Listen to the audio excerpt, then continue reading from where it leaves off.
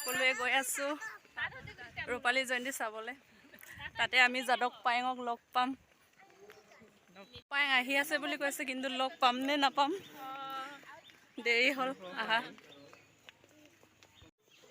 অলপ পাছতে গৈ পাম আৰু। ইফালে আমাৰ সৰু বাচ্চা এটাও আহিছে, দাদাৰ ল'ৰা। এতিয়া সোমাই গৈ আছো। পাই আছো আৰু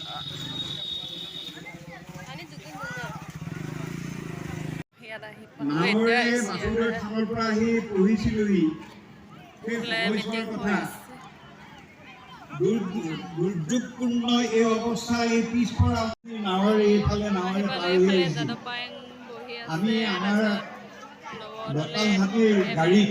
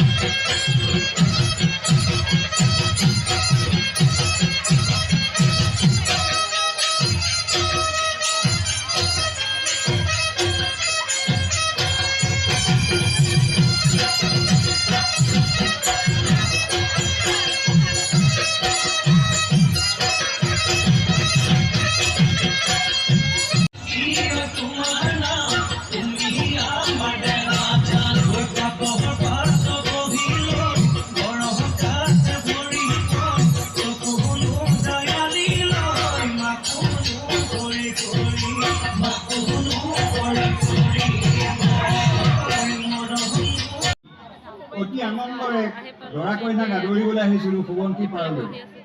তেতিয়া সোৱণশিৰিখন বৰ দূৰত নাছিল, এই পবিত্ৰ গাঁওখনৰ অকণমান নাতি দূৰতে তাৰ উচ্চ মাধ্যমিক বিদ্যালয় আজি ৰূপালী জয়ন্তী উপলক্ষে আমন্ত্ৰিত হৈ আহি আজিৰ সভাৰ সভাপতি আৰু মাধ্যমলৈ মোৰ শ্ৰদ্ধা থাকিল। আৰু বিশেষকৈ মই আহিছোঁ মৰমৰ ছাত্ৰ ছাত্ৰীসকলৰ কাৰণে, কাৰণ মই যিবোৰ কাম কৰিছোঁ, ধৰ্ম, ৰাজনীতি, অৰ্থনীতি আমাৰ এটাই ওপৰত প্ৰকৃতি।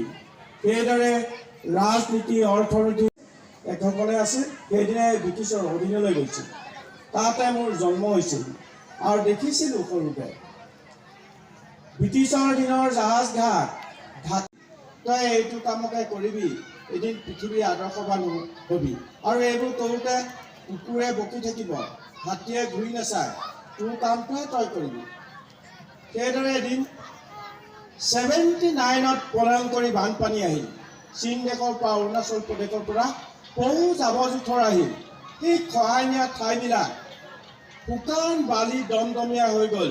ফলতে বহু জাবৰ জোঁথৰ আহি তাত এদিন মই গ'লোঁ, নিজৰ সৰুতে দেখা গাঁওখন, সৰুতে দেখা জীৱ জন্তুবোৰ, সৰুতে দেখা চৰাই চিৰিকটি চাবৰ বাবে তালৈ গ'লোঁ। তাত গৈ দেখিলোঁ যে শতাধিক সাপ মৰিছিল। আগত জেঠ মাহত 12 খৰ মাৰে, এইবছৰ 23 খৰ মাৰিছিল, যাৰ দিনত সাপবোৰৰ মৃত্যুত মোৰ তেতিয়া অন্তৰত বহুত দুখ লাগিছিল। আমিতো এনেকৈ মৰিব লাগিব, গতিকে সাপ নমৰিবৰ কাৰণে কি ব্যৱস্থা কৰা হ'ব? তেতিয়া 5 কিলোমিটাৰ আঁতৰত দেৱী সম্প্ৰদায় আইতা ককাহঁতৰ গুৰিলৈ গ'লোঁ। তেতিয়া কৈছোঁ, আইতা ককা, এই যে সাপবোৰ মৰি গ'ল, সাপ নমৰা কিবা ব্যৱস্থা আছেনে? তেতিয়া আইতা ককাহঁতে কৈছিল, বিশ্বৰ আটাইতকৈ ওখ ঘাঁহটো ৰুবলৈ গৈছে। মই তেতিয়া বুজি পোৱা নাই, মোৰ তেতিয়া 14-15 বছৰ বয়স। তেওঁলোকে বুজাইছিল, বিশ্বৰ আটাইতকৈ ওখ ঘাঁহটো হ'ল বাঁহ। বাঁহ ৰুলে ছাঁ হ'ব, ছাঁ হ'লে সাপ নমৰিব, আৰু তই গছ গছনি ৰুই গৈ থাক। তেওঁলোকে 50টা বাঁহৰ মূৰা 25টা বাঁহ দিছিল। সাপ মৰা ঠাইতে ঘেৰি লৈ পেলাই 50টা মাটি কলহ কিনি আনি ফুটা কৰি 5 দিনৰ মূৰে মূৰে পানী দি বাঁহ নপকৈ গৈছিল। আৰু গছ পুলি ৰুওঁতে 30 বছৰত অত্যন্ত অৰণ্যত পৰিণত হ'ল। যেতিয়া অৰণ্যত পৰিণত হ'ল। শতাধিক হৰিণাই হৰিণা অহাৰ লগে লগে ঢেকীয়াপতীয়া বাঘ আৰু বিলুপ্ত পৰ্যায়ৰ শগুন, গড় আহিল আৰু হাতী আহিল। হাতী আহোঁতে বহুত দুৰ্যোগৰ সন্মুখীন, মানুহে দেখিব নোৱাৰা হ'ল। যিহেতু হাবিখন নবনোৱা হ'লে আমাৰ ঘৰ দুৱাৰ নাভাগিলেহেঁতেন, খাদ্যবোৰ নাখায়। মই কৈছিলোঁ প্ৰথমতেই মুখ কাটিব লাগিব, তাৰপিছতে গছ কাটিব পাৰিম। কাৰণ মোৰ গছেতো কাৰো ঘৰ ভঙা নাই, হাতীয়ে ভাঙিছে। হাতীৰ কাৰণে ফৰেষ্ট ডিপাৰ্টমেণ্ট আছে, আপোনালোকৰ MLA আছে, MP আছে, চিফ মিনিষ্টাৰ আছে, ভাৰতৰ প্ৰধানমন্ত্ৰী আছে। তেওঁলোকৰ লগত যোগাযোগ কৰে, আপোনালোকে ইয়াৰ পৰা গুচি যাওক। তেতিয়া তেওঁলোক গুচি গৈছিল। অসমৰ সংবাদ মাধ্যমক এইকাৰণে ধন্যবাদ জনাওঁ, বহুত দুখ কষ্ট অতিক্ৰম কৰি মোৰ তালৈ 18 কিলোমিটাৰ খোজকাঢ়ি ওলালেই। মই প্ৰথমতে ভাবিছিলোঁ চোৰাংচিকাৰী বুলি, তেওঁলোকৰ হাবিলৈ সোমাবলৈ। যিদিনা আহিছে সেইদিনাই 9টাকৈ গৰু বাঘে মাৰিছে, 3টাকৈ গড় আছে, 150কৈ হাতী আছে। সেইকাৰণে হাবিত সোমাবলৈ দিয়া নহ'ল। পিছদিনা মাঘৰ বিহু আহিছিল। মাঘৰ দিনাখন এখন ফুলাম গামোচা, চেলেং চাদৰ আৰু প্ৰমাণপত্ৰত 500 টকা দি কৰিছিল যে আপুনি বহুত ভাল কাম। উচ্চ মাধ্যমিক বিদ্যালয়ৰ ৰূপালী জয়ন্তী মহোৎসৱৰ সামৰণি অনুষ্ঠানৰ মুকলি সভাৰ সভাপতি মাননীয় ঢকুৱাখানা বিধানসভা সমষ্টিৰ সন্মানীয় বিধায়ক নৱকুমাৰ দলে ডাঙৰীয়া, বিশ্বৰ সকলো মানৱৰ জন্মদাতা, সেই মাতৃ